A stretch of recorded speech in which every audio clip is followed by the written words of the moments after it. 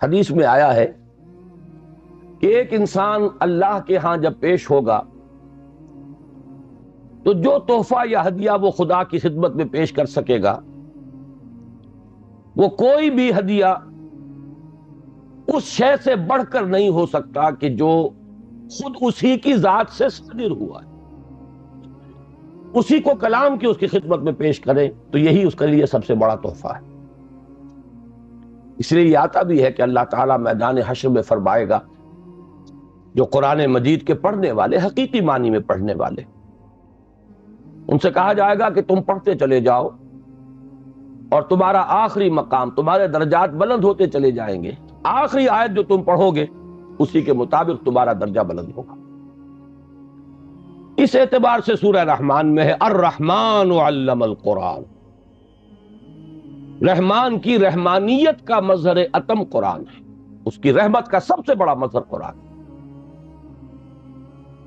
لیکن ایک عظمت ہے افادیت کے اعتبار سے،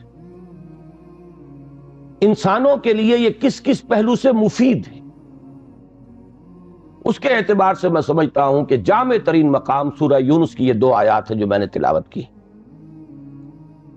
یا ایھا الناس، اے لوگو، قد جاءتکم موعظۃ من ربکم وشفاء لما فی الصدور وہدی ورحمۃ للمؤمنین۔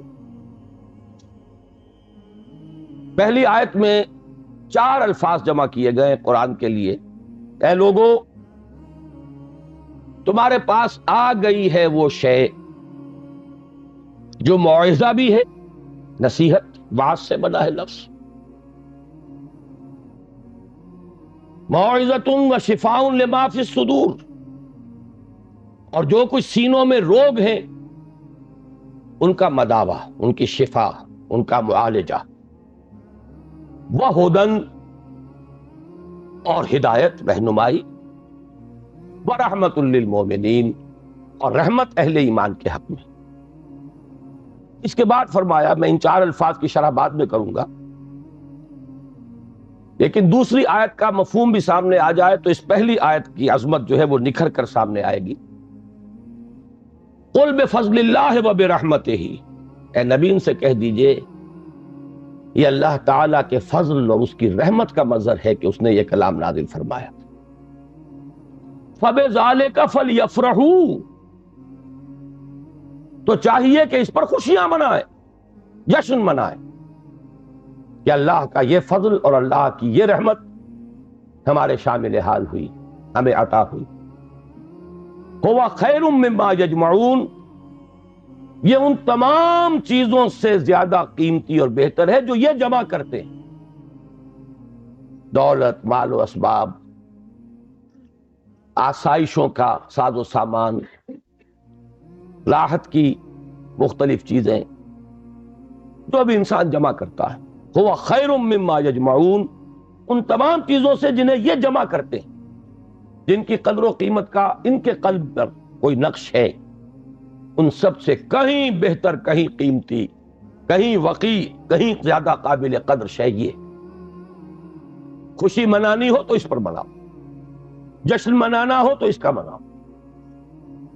اب آئیے پلٹ کر ان 4 الفاظ کے اندر ایک بڑا گہرا معنوی ربط ہے۔ عام طور پر آپ دیکھتے ہیں قرآن مجید اپنے لیے ایک ہی لفظ استعمال کرتا ہے، ہدن، الف لام میم ذالک الکتاب لا ریب فیہ ہدی للمتقین۔ اصل شے ہدایت ہے، رہنمائی۔ ابھی رمضان مبارک کی آمد ہے، اس کا جو ذکر ہے سورہ بقرہ ہی میں، شہر رمضان الذی انزل فیہ القرآن ہدی للناس وبینات من الہدی والفرقان۔ لفظ ہدایت کو 2 مرتبہ ایک ہی آیت میں دہرایا، لوگوں کے لیے ہدایت و رہنمائی، اور ہدایت بھی بالکل روشن، مبرہن، بینات، ایچ پیچ نہیں، کوئی معمے حل نہیں کرائے گئے، کوئی منطق کی پیچیدگیوں میں نہیں الجھایا گیا۔ تو اصل تو ہے ہدایت اور رہنمائی، لیکن یہ مقام اس اعتبار سے بڑا منفرد ہے کہ اس سے پہلے 2 الفاظ لائے، اس کی حکمت کی طرف متوجہ کر رہا ہوں۔ جیسے کیونکہ میں بھی کبھی طبیب تھا، ڈاکٹر تھا، اس حوالے سے یہاں کئی میرے سابق میرے اعتبار سے ہم پیشہ حضرات یہاں موجود ہیں، انہیں معلوم ہے کہ اعلیٰ سے اعلیٰ دوا ہو، وہ جذب ہو جسم میں تبھی تو مفید ہوگی۔ بڑی سے بڑی بات، اعلیٰ سے اعلیٰ کلام، عمدہ سے عمدہ ہدایت، بہترین سے بہترین حکمت، اگر دل سخت ہو گیا تو مرد ناداں پر کلام نرم و نازک بے اثر۔ پھول کی پتی سے کٹ سکتا ہے ہیرے کا جگر، مرد ناداں پر کلام نرم و نازک بے اثر۔ یہ دل کی سختی جسے قرآن کہیں کہتا ہے رین، کلا بل ران علی قلوبہم، ان کے دلوں پر زنگ لگ چکا۔ حدیث میں بھی آیا ہے ان هذه القلوب لتصدع، ان دلوں کے اوپر زنگ آ جاتا ہے، کما یصدع الحدید اذا اصابہ الماء، جیسے کہ لوہا جو ہے زنگ آلود ہو جاتا ہے جب پانی اس پر پڑے۔ کہیں کہا گیا کہ دل پر سختی آ جاتی ہے، اور انسانی دل پر جب سختی آ جائے، قرآن مجید میں سورہ بقرہ ہی میں وہ تمثیل ہے رونگٹے کھڑی کر دینے والی، کہ جب انسان کے دل میں سختی پیدا ہو جائے تو کوئی شے دنیا کی اتنی سخت نہیں ہوتی جتنا کہ انسان کا دل سخت ہو جاتا۔ ثم قست قلوبکم فہی کالحجارۃ او اشد قسوۃ فإن من الحجارۃ لما یشقق فیخرج منہ الماء وإن منها لما یہبط من خشیۃ اللہ۔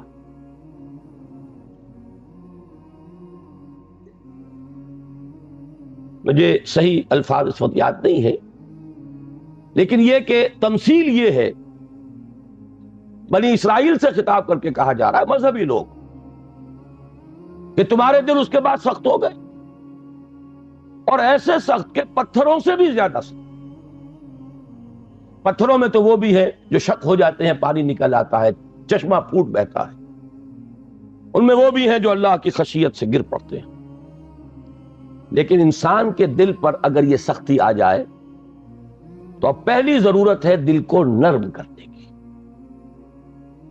اور اس دل کو نرم کرنے کے لیے ضرورت ہے واعظ کی۔ وہ واعظ کے جو آج ہمارے ہاں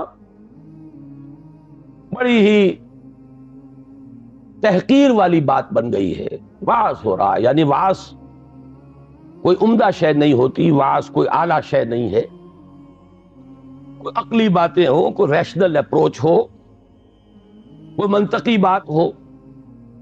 واعظ کے بارے میں تو بڑے ہی ایک استحقار کے انداز میں کہا جائے یہ واعظ فرما رہے، حالانکہ واقعہ یہ ہے کہ واعظ کی بڑی ضرورت ہے۔ دل نرم ہوگا تبھی وہ جذب ہوگا، کلام اس میں داخل ہوگا۔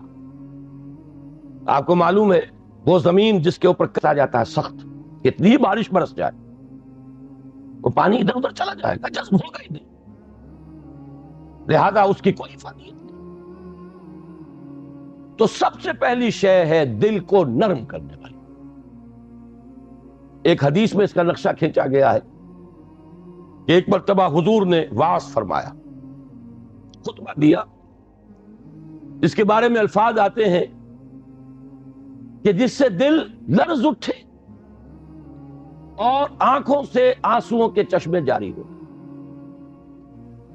صحابہ نے عرض کیا کہ حضور معلوم ہوتا ہے کہ یہ تو کوئی آپ جیسے کہ یہ کلام آپ کا جیسے کسی کو وداع کیا جا رہا ہو، رخصت کیا جا رہا، کوئی ایسی بات ہے تو مزید وصیت فرمائیے، مزید نصیحت فرمائیے۔ تو واعظ کی اپنی جگہ بڑی اہمیت ہے، واعظ قابل حقارت شے نہیں ہے، انسان میں عقل ہی نہیں ہے، جذبات بھی ہے، جذبات کو خود ایک غذا کی ضرورت ہے، بلکہ انسانوں کی عظیم اکثریت جذبات ہی کی راہ سے اپروچ کی جا سکتی ہے۔ وہ ایک بڑی ہی مائنیوٹ مائنورٹی ہوتی ہے جنہیں آپ انٹلیکچوئلز کہیں، انہیں تو واقعتاً ان کی مجبوری بھی ہے کہ ان پر واز اثر انداز نہیں ہوتا، ان کے لیے ضرورت ہے برہان کی، دلیل کی، استدلال کی، منطق کی، لیکن عظیم اکثریت انسانوں کی اس کے اندر جذبات اور اس جذبے کو اپیل کرنے والی شے. اب مجھے یاد آ گئی بات، حضرت عمر رضی اللہ تعالیٰ عنہ، ان کو موم کرنے والی شے کیا تھی؟ کتنے سخت انسان. آخری فیصلہ یہ ہے کہ دیکھا جائے گا جو کچھ ہو رہا ہے، یہ دارالندوہ میں بیٹھے ہوئے لوگ طے نہیں کر پائیں گے، یہ سوچتے ہی رہ جائیں گے، اور محمد کا جادو چلتا جا رہا ہے. یہ در حقیقت چونکہ ایک ٹرائبل معاشرہ تھا، اس کا بیک گراؤنڈ سمجھ لیجئے. چونکہ حضور صلی اللہ علیہ وسلم کا ساتھ دے رہے تھے آپ کے چچا ابو طالب، and he was the head of the clan. Tribe تو تھا قریش، یہ قبیلہ تھا، اس میں کلینز تھے، جیسے وٹوؤں میں مانے کے، لالے کے، شامت کے. اب یہ چھوٹے چھوٹے گھرانے تقسیم ہوتے چلے جاتے ہیں، اور ہر اس خاندان کا ایک سربراہ ہے. اگر اس کے کسی فرد کے خلاف اقدام کیا جائے تو پورے خاندان کو گویا کہ چیلنج کیا گیا. اور ابو طالب حضور کا ساتھ چھوڑنے کو تیار نہیں تھے. لہذا قریش کے راستے میں سب سے بڑی رکاوٹ یہ تھی کہ ہم اگر محمد کے خلاف صلی اللہ علیہ وسلم کو اقدام کریں تو ان فائٹنگ شروع ہو جائے گی قریش کی. اور اتنی عقل انہیں بھی تھی کہ a house divided amongst itself cannot stand. پورے عرب میں جو ان کا مقام تھا، جو دبدبہ تھا، جو انہیں حیثیت حاصل تھی، اگر آپس میں لڑ پڑیں گے تو ختم ہو جائے. یہ چیز تھی جو مصلحت کے تحت روک رہی تھی قریش کو حضور کے خلاف کوئی فیصلہ کن قدم وہ اٹھا نہیں پا رہے. لیکن حضرت عمر نے فیصلہ کر لیا کہ کموٹ میں اب جو ہوگا دیکھا جائے گا، میں اب ایک دفعہ تو یہ جھگڑا چکا کے آؤں. تلوار لے کے نکلے. راستے میں ایک صاحب مل گئے کہ جو ایمان لا چکے تھے. انہوں نے تیور دیکھے. عمر بن الخطاب، جس بات کا فیصلہ کر لے کر گزرنے والا، بڑی حکمت سے ڈائیورٹ کیا. کہاں چلے؟ بس میں اب قصہ چکانے جا رہا ہوں، یہ روز کی کل جو ہے اب ختم ہونی چاہیے. انہوں نے جو تیور دیکھے، فرمایا کہ تمہاری تو اپنی بہن ایمان لے آئی، تمہارے بہنوں ایمان لے آئے. اب وہ جو جلال اور غضب، اس کا میں اور آپ اندازہ نہیں کر سکتے، جس کے ساتھ وہ گئے ہیں اپنی بہن کے گھر، اور جس طرح مارا پیٹا ہے بہنوئی کو بھی حضرت سعید ابن زید رضی اللہ تعالی عنہ اور فاطمہ بنت خطاب حضرت عمر کی ہمشیرہ. ایک جملہ نکلا ہے بہن کی زبان سے، لہو لہان ہو گئی ہے بہن اور بہنوئی بھی. عمر چاہے تم ہمیں ہلاک کر دو، لیکن اب اس دین کو ہم چھوڑنے والے نہیں. ایک جملہ ہے، موم کی طرح پگھل کر رہ گیا عمر. اس میں کوئی انٹلیکچوئل اپیل تو نہیں تھی، کوئی دلیل تو نہیں تھی، کوئی منطقی اپروچ نہیں تھی، کچھ بھی نہیں. یہ معلوم ہوا کہ انسان کے اندر، عمر جیسے شخص کے اندر بھی جذبات ہیں. تو معلوم یہ ہوا کہ انسانوں کی ایک عظیم اکثریت ہے جس کو جب تک کہ یہ اوپر کا کرسٹ نہ اترے گا، لاکھ موتی بکھیرتے رہیے. مرد ناداں پر کلام نرم و نازک بے اثر. تو سب سے پہلی یہ ضرورت ہے دل کے اس کرسٹ کو نرم کرنے کی، تاکہ جذب تو ہو، دوا اندر اترے تو صحیح. چوں بجان در رفت جان دیگر شبد، جب جان کے اندر اتر جائے گی یہ شے تب تو انقلاب آ جائے گا، لیکن اترے تو صحیح. اس کے لیے اس کرسٹ کو توڑنا ضروری ہے. لہذا پہلی شان قرآن حکیم کی اس آیت میں آئی موعظۃ. یہ دوسری بات ہے کہ ہم نے واعظ کے اعتبار سے بھی وہ ناقدری کی ہے قرآن کی کہ اس کو واعظ کے میدان سے بھی نکال دیا گیا تھا. اور آج کی بات نہیں، آج تو خیر واعظ ہی کو گالی بنا دیا گیا، لیکن بہت عرصے پہلے واعظ بھی ہوتے تھے تو وہ مثنوی مولانا روم سے ہوتی تھی. علامہ اقبال نے جو مرثیہ کہا ہے، واعظ دستاں زنو افسانہ بند، معنی او پست و حرف او بلند، از ضعیف و شاذ و مرسل کارے ہو، از خطیب و دیلمی گفتارے ہو۔ واعظ ہوتے تھے بڑی ہی کمزور حدیثوں کے بل پر، بڑی ہی بے سرو پا روایات اور حکایات کے بل پر، یا اشعار کے بل پر، قرآن کے بل پر۔ حالانکہ سب سے بڑا موعظہ، واعظ، نصیحت۔ تو پہلا لفظ یہ ہے، اب آگے چلیے، شفاء لما فی الصدور، اندر جذب ہوگا تو اب اندر کی جو بیماریاں ہیں، جو روگ ہیں، ان کا ازالہ ہوگا۔ یہ کون سے بیماریاں ہیں؟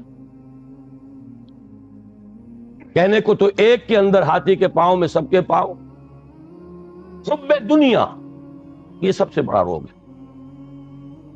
اس کا سب سے بڑا مظہر حب مال، الہاکم التکاثر حتی زرتم المقابر۔ ایک اور مظہر حب جاہ، اقتدار کی حوث، میرا ڈنکا بج رہا ہو، شہرت کی طلب۔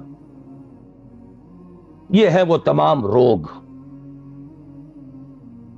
ان روگوں کا علاج قرآن حکیم، شفاء لما فی الصدور۔ اچھی طرح سمجھ لیجئے، یہ روگ نہ نکلیں گے تو قرآن کو بھی انسان کاروبار بنائے گا۔ علم را برتن زنی مارے بود، وہی علم ہے کہ جو انسان کو سانپ کی طرح ڈسے گا۔ یارے بود نہیں ہوگا وہ جب تک کہ اندر سے یہ روگ نہ نکلے ہوئے۔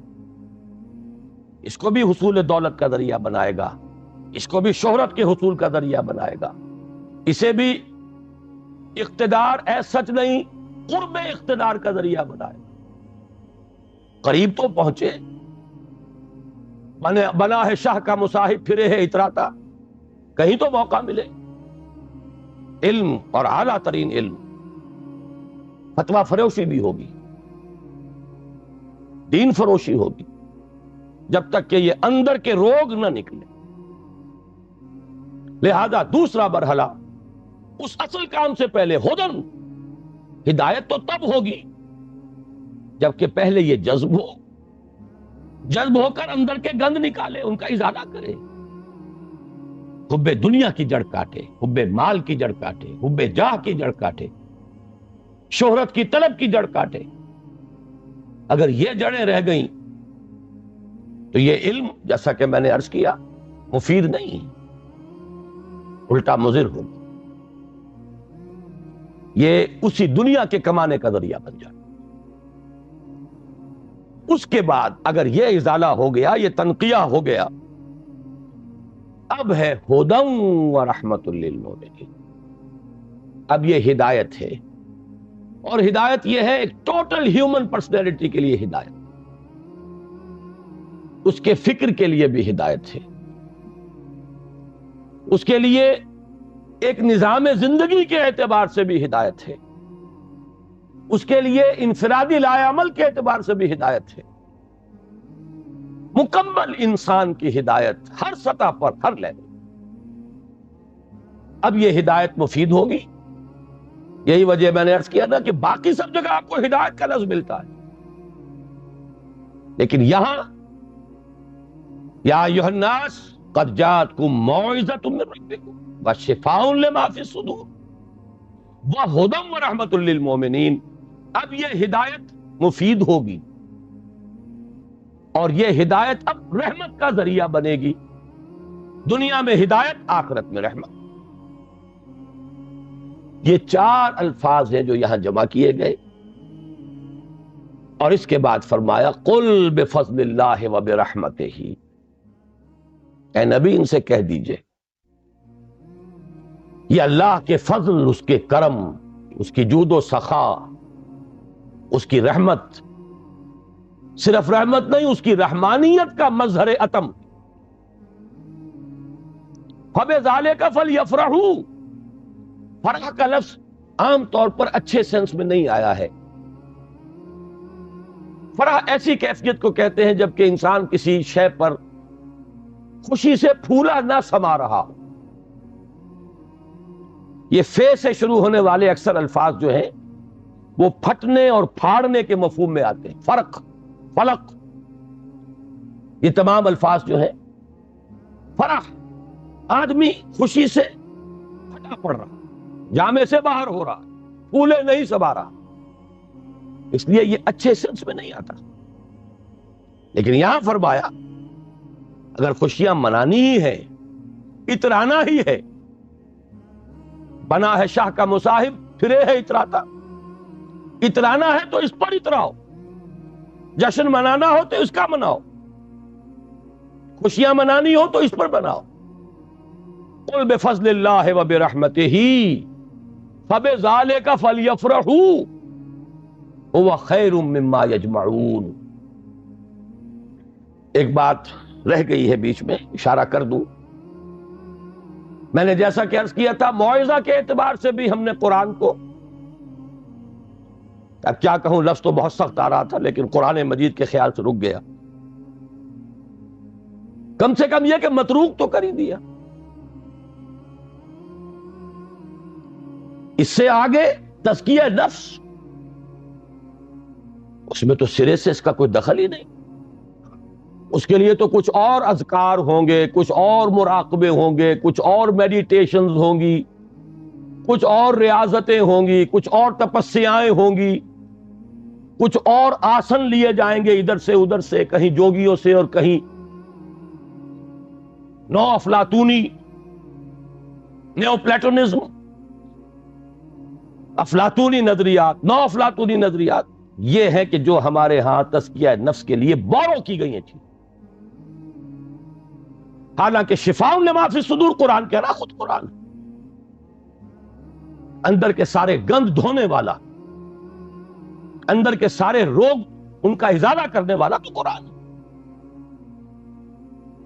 وَنُنَزِّلُ مِنَ الْقُرْآنِ مَا هُوَ شِفَاءٌ وَرَحْمَةٌ لِّلْمُؤْمِنِينَ وَلَا يَزِيدُ الظَّالِمِينَ إِلَّا خَسَارًا۔ ہم اتار رہے ہیں اس قرآن میں سے وہ شے جو شفا ہے اور رحمت ہے اہل ایمان کے حق میں، لیکن ظالموں کے لیے خسارے ہی کا اضافہ کرتا ہے۔ وہ ظالم کون ہے؟ جن کے اندر وہ روگ ہے باقی۔ تو اس کے لیے بھی علامہ اقبال نے کہا، صوفیوں کا حال، صوفیے پشمینہ پوشو حال مست، از شراب نغمہ قوال مست، آتشت شیر عراقی در دلش، در نمی سازد بقرآن محفلش۔ پشمینہ پوش بھی ہے، حال مست بھی ہے، قوال سے وجد آ رہا ہے، قوالی سے حال، از شراب نغمہ قوال مست، آتشز شیر عراقی در دلش۔ عراقی کا شعر ہو، حافظ کا شعر ہو، اندر آگ، حرارت محسوس ہوتی ہے۔ در نمی سازد بقرآن محفلش، اس کی محفل میں قرآن بار نہیں پا سکتا، قرآن سے سروکار نہیں رہا۔ دونوں اعتبارات سے ہم نے قرآن کو ساقط کیا، خارج البلد کیا۔ اس سے زیادہ سخت لفظ زبان پہ لا نہیں سکتا۔ بہرحال یہ ایک ہدیہ تھا جو میں نے آج آپ کے لیے طے کیا کہ پیش کروں۔ اب اس کے حوالے سے آگے مولانا روم ہی کا ایک شعر عرض کر دوں کہ ای قدر گفتیم باقی فکر کروں۔ ہر دفعہ وہ ساری کتھا جو ہے دہرانے کی ضرورت نہیں ہے، اتنا کچھ عرض کر دیا گیا، اب آگے غور کیجئے، سوچئے، فکر کرو ہم کیا کر رہے ہیں، اس قرآن کا مقام ہم نے کیا سمجھا ہے، اس قرآن سے ہمارا تعلق کس نوعیت کا ہے۔ بآیاتش ترا کار جزئی نیست کہ از یاسین او آسا بمیری۔ اس قرآن کی آیات سے تمہارا یہی سروکار رہ گیا ہے کہ عالم نزا میں سورہ یاسین سنا دو، جان آسانی سے نکل جائے۔ مشکل جو ہے مرحلہ آسان ہو جائے. یہ صرف ایصال ثواب یا حصول ثواب کا ایک آلہ بن گیا. کیا کر رہے ہیں اس قرآن کے ساتھ؟ اس کی قدر و قیمت کا کیا اندازہ ہم نے کیا؟ بہرحال جو بھی ربع صدی لگائی ہے آپ کے شہر لاہور میں، سن 65 میں منتقل ہوا تھا، یہاں 90 آ گیا ہے. اب تو ربع صدی میں تو کوئی کمی نہیں رہی. اور پہلی جو 2 تقریریں کی تھی مسلمانوں پر قرآن مجید کے حقوق، سوچو صدر ایوب کا دور تھا، وہ جشن منایا گیا تھا، 1400 سالہ جشن نزول قرآن. اور وہ بھی اصل میں ایک بڑی، یوں سمجھیے کہ ہوشیاری کا کام تھا. بہت قسم کے جشن منتے تھے، جشن مہران، جشن فلاں، رقص و موسیقی. تو انہوں نے سوچا کہ مولویوں کو بھی رشوت کے طور پر ایک جشن دے دو، الاٹ. 1400 سال ہو گئے، لہذا قرآن کو سونے کے تار سے لکھو. ایک تو یہ کام، اور دوسرے یہ کہ قرات کی محفل منعقد کرو. یہ جشن تھا. اس کے حوالے سے میں نے بات کی تھی کہ ہوش میں آؤ، قرآن اس لیے نازل نہیں ہوئی. جب یہ موعظہ تھا، جب یہ شفاء لما فی الصدور تھا، جب یہ ھدی للناس تھا، جبکہ یہ موجب رحمت تھا، پورا قرآن بھی لوگوں کے پاس نہیں تھا. کہیں پرزوں پہ لکھی ہوئی صورتیں، کہیں اونٹ کے شانے کی ہڈی پر، سکیپولا پر لکھی ہوئی کوئی صورت، شاذ کسی کو کاغذ دستیاب ہوتا تھا. کہیں مابین الدفتین تو قرآن تھا ہی نہیں. وہ تو حضرت ابوبکر نے کیا ہے، حضور کے زمانے میں تو نہیں تھا. سینوں میں جمع ہو گیا تھا.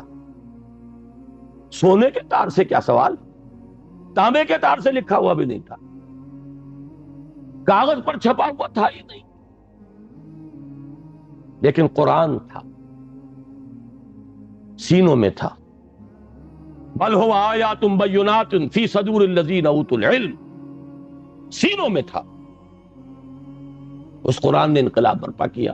آج ہم 1,000 روپے کا نسخہ جو ہے خرید کر بچیوں کو جہیز میں دیتے ہیں،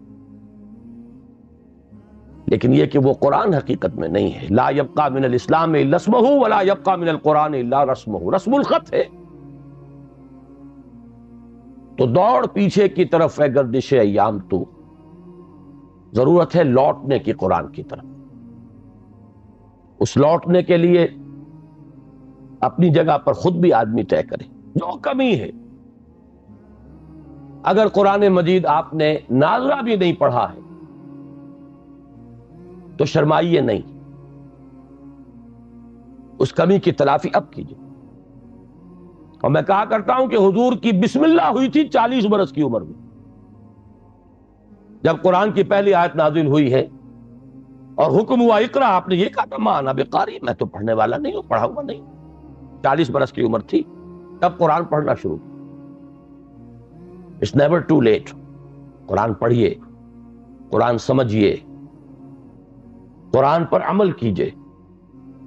اگر اللہ نے آپ کو فہم کی ایک بلند تر سطح پر، ہائر لیول آف کانشسنس پر فائز کیا ہے، اسی لیول کے قرآن کو پڑھیے. یہ ایک قرآن نہیں ہے، اس میں ہزاروں قرآن. ہر شعور کی سطح کا ایک قرآن اس میں علیحدہ موجود ہے، اور ہر دور کی علمی سطح پر، اس کے افق پر ایک خورشید تازہ کے مانند یہ قرآن طلوع ہوگا. لیکن ضرورت ہے اس میں لگنے کی، کھپنے کی، اس میں ڈوبنے کی، اس میں غوطہ زنی کی. قرآن میں ہو غوطہ زن اے مرد مسلمان. اس سے ذرا آگے بڑھیے. اللہ نے دولت دی ہے، لگائیے اس کام میں. اور اللہ نے اولاد دی ہے جو سب سے بڑا ایسٹ ہے انسان، جو اصل صدقہ جاریہ ہے، تو لگائیے اس کام میں. ابھی میرے ایک بڑے عزیز دوست بڑی قدر ہے میری نگاہ میں ان کی، ایئر فورس میں بڑے اونچے مقام پر ہیں. وہ فرما رہے تھے کہ میں نے اپنے بعض عزیزوں سے یہ کہا کہ قرآن کالج میں بچوں کو داخل کرائیں، لیکن معلوم ہوا کہ آپ کے ہاں تو وہ اردو میڈیم ہے. اب اونچی سوسائٹی وہ تو اردو میڈیم میں اپنے بچے کو نہیں بھیجے گی. آپ کوشش کریں. میں نے کہا کہ ٹھیک ہے، سوچیں گے اس پر. بات سمجھ لیجئے کہ قرآن کالج آپ کے معاشرے کی ان ضرورتوں کو پورا کرنے کے لیے نہیں ہے.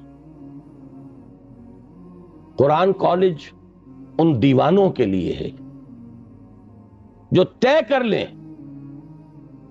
کہ ہمارا مطلوب و مقصود دنیا نہیں آخرت، اور اولاد کو لگانا ہے اس لیے کہ وہ قرآن کی ٹارچ ہاتھ میں لے کر دنیا کے لیے رہنمائی کا اثر انجام دے سکے. دنیاوی کیریئرز ہی اگر چاہیے اولاد کے لیے تو کوئی کمی نہیں ہے. چیفز کالج بھی ہے، اور 5-5 10 ہزار مہینے کسے دے کر بھی آپ اپنے بچوں کو پڑھوا سکتے ہیں. لیکن ہمیں تو ایسے دیوانے چاہیے جو طے کر لیں کہ کرنا یہ ہے. اس کا ہے اصل کام، کمی اس کی ہے. ہم نے کالج، ہمارے پاس کہاں اتنے وسائل و ذرائع. کئی مرتبہ خیال آیا، میرے اپنے احباب کہتے رہے کوئی اعلیٰ درسگاہ جس میں کہ اونچے لوگ بھی آئے. میں کہتا ہوں صحیح ہے، آپ کی ضرورت، آپ کا خیال درست ہے. ہمیں کیٹر کرنا چاہیے اس لیول کی بھی ضرورت کو. ورنہ وہ جاتے ہیں، دلائل ہے، کیتھیڈرل میں جائیں گے، فلاں جگہ جائیں گے، وہاں جائیں گے. تو آپ کیوں نہیں اس طرح کا مدرسہ کھولتے؟ میں نے کہا کوئی کرے، مجھے اعتراض نہیں، بلکہ میری آشیرواد حاصل ہوگی، میرا تعاون ہوگا. لیکن میں اپنے اوپر یہ تہمت نہیں لے سکتا کہ قرآن کے نام پر میں کالج بناؤں اور اس میں بھی صرف وہی بچے داخل ہوں جن کے والدین 5-5 ہزار روپے فیس ادا کر سکیں. گویا کہ آج کا قرآن بھی صرف امراء کے لیے. یہ بات میرے لیے قابل قبول نہیں. مجھے تو خلوص چاہیے، جذبہ چاہیے، عزم چاہیے. پہلے سے طے کر لیں کہ ہمیں اس راستے پر جانا ہی نہیں، وہ چاہیے. وہ جو مولانا روم نے کہا کہ دی شیخ با چراغ، ایک شیخ دن کے وقت ہاتھ میں چرلیے ہوئے کسی کو تلاش کر رہا تھا. یہ کیا تھا؟ دماغ خراب ہوا. میں کسی انسان کو تلاش کر، انسان معرضوست. کہا گیا یہ انسان نظر نہیں آ رہے تو کہیں نہیں، مجھے تو نظر نہیں آ رہے، وہ تو بھیڑیے نظر آ رہے، نظر آ رہے. ازدام و دد ملوم ہوں، انسان معلوم. بھیڑ تو میں ملال مجھے ہو گیا ہے، میں تو تنگ آ گیا. انسانی لباس بھی نہیں، بندروں اور سوروں کی کمی. نہ ملنے والی شے تو انسان ہے. انسان معرضوست، مجھے انسان چاہیے. یہی کشف اسی شہر میں مولانا احمد علی کو تھا رحمہ اللہ.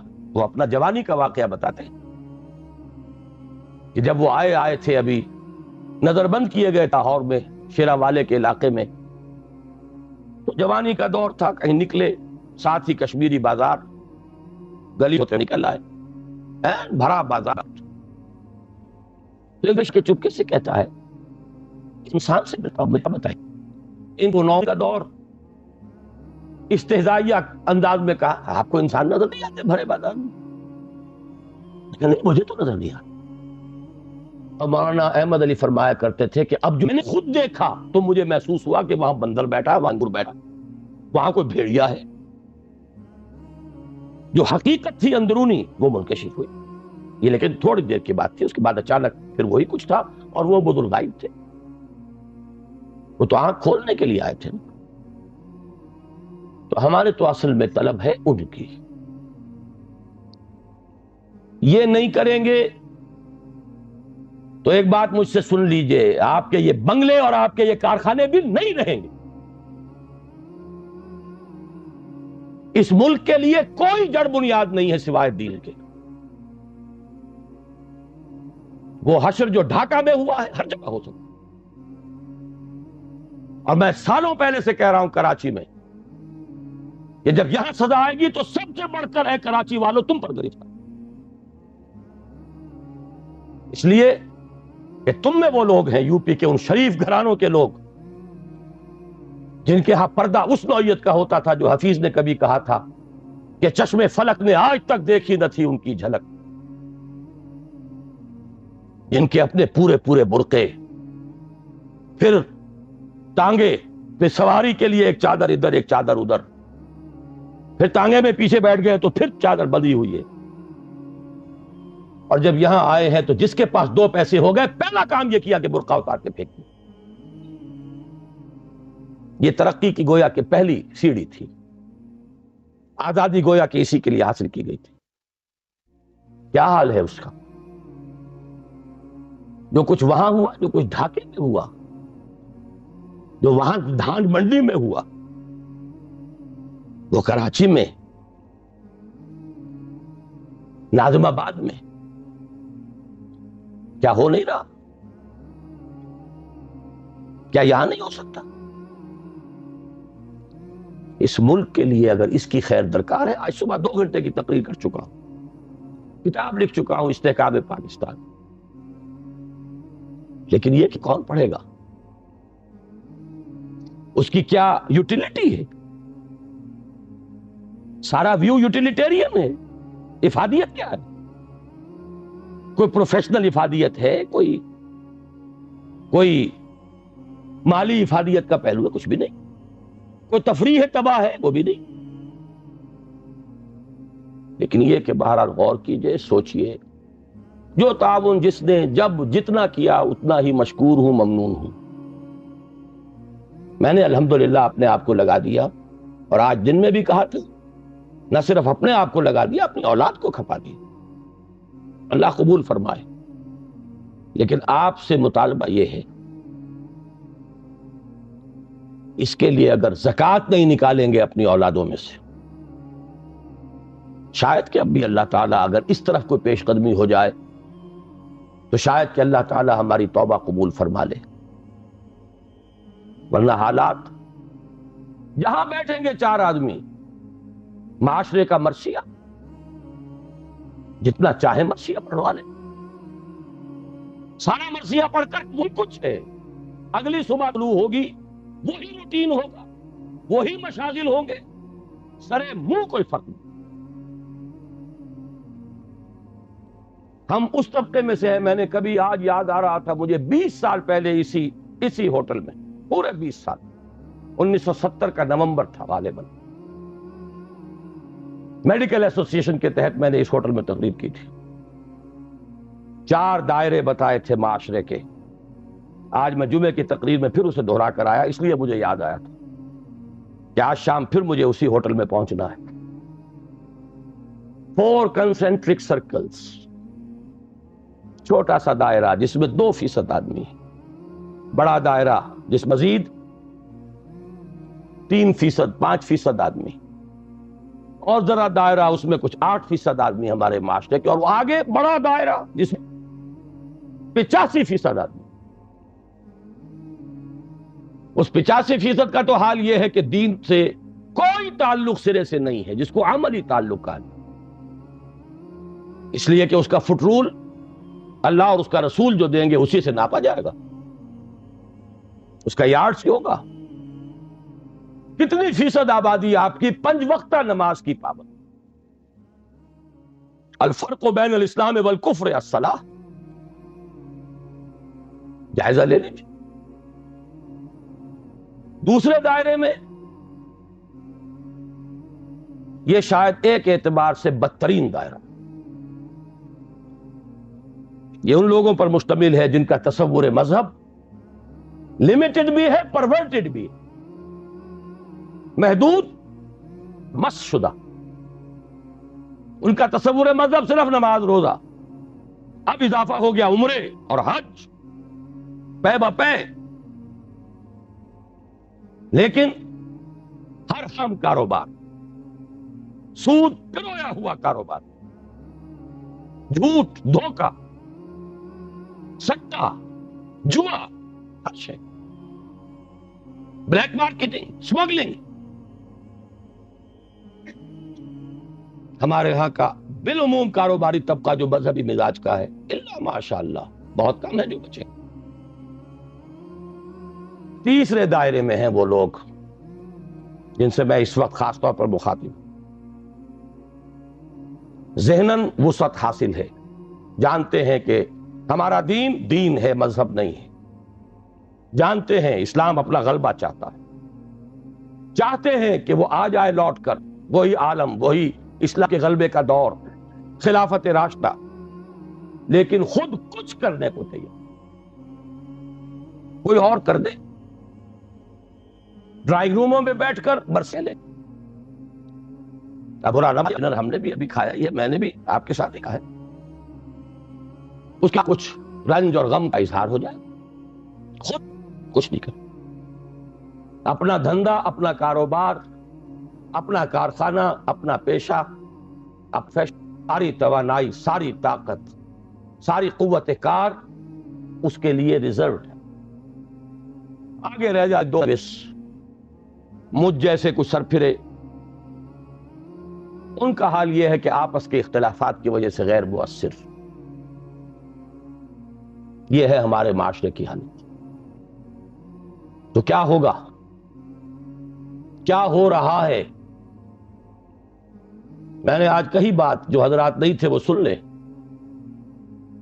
ہماری گراوٹ کا یہ عالم ہے. ایک میں نے ووٹنگ آف لنڈن کے ایڈیٹر کا تذکرہ کیا کہ ہماری جب 40ویں سالہ تھی یوم آزادی کی، 41واں یوم استقلال میں تھے، ایڈیٹوریل ٹائمز آف لنڈن کے ایڈیٹر نے، جو اب ہے، اس نے کہا کہ مجھ سے پہلے جو صاحب 40 برس پہلے اس کرسی پر بیٹھے تھے، 14 اگست 1947 کو انہوں نے یہ اداریہ لکھا تھا کہ آج جو دو ملک دنیا کے نقشے پر آئے، ان میں سے ایک کا مستقبل بہت ہے، کا انتہائی تاریک ہے، روشن ہے پاکستان کا. اس لیے کیا کوئی نسلی امتیازات نہیں ہیں، کوئی عقائی تعصبات نہیں ہیں، مذہب کی ایک یونیفائنگ فورس موجود ہے بنانے والی. زیادہ مستقبل بڑا روشن ہے پاکستان. جبکہ انڈیا 100 طرح کے اختلافات، مناقشات، صبات، کوئی شے بھی انہیں جوڑنے والی ہے ہی نہیں. اب موجودہ ایڈیٹر لکھتا ہے کہ میں جب دیکھتا ہوں تو صورت بالکل برعکس ہے. وہ مستقبل آگے بھی حال ڈاوا ڈول، جسے وہ کہہ رہے ہیں کہ بہت تاریک مستقبل سپر پنگے. ہمارے یہاں قرآن فرنس میں شروع کی قرآن کا پرسپیکٹو تھی، میں بھول رہا ہوں نام، جو ہیڈ آف دی ڈپارٹمنٹ تھے یہاں فلسفے میں، جو بعد میں ورد ہوئے ہیں، مظفر بن خواجہ غلام صادق صاحب. وجود مصدقہ پر ایک مقالہ انہوں نے پڑھا کہ اگر کوئی شخص اندازہ کرنا چاہے کہ میرا پرسنالٹی میری ہے یا نہیں، تو پہلے اسے اپنی آنکھ سے خود اپنے آپ کو دیکھنا ہوگا، پھر لوگوں کی آنکھ سے اپنے آپ کو کیا دیکھ رہے ہیں، پھر اللہ کی آنکھ سے اپنے آپ کو دیکھیں، اللہ کی نگاہ میں کیا ہوں. 3 تب وہ ایک اوتھینٹک پرسن ہوگا. یہ دنیا جو آپ کو کہہ رہی ہے، Pakistan is still in search of an identity. Pakistan is at the verge of balkanization. دوسری گواہی میں نے پیش کی کہ یہ صدق ہے کہ آج ہمارا متحد الخیال ہوئی ہے صرف اس بات پر. دیکھنا کشمیر کے بارے میں کوئی غلط حرکت کر کے ان کا وہ دن ہوا ہوئے جب مکہ دکھایا جاتا. اب یہ آپشن بھی، یہ دوسری بات ہے، کچھ رومیز بڑھتے ہیں، کچھ اور کہتے ہیں، دوسری طرف کچھ اور کہتے ہیں. اس میں جہاد، جنگ اور قتال کی بات کرتے ہیں.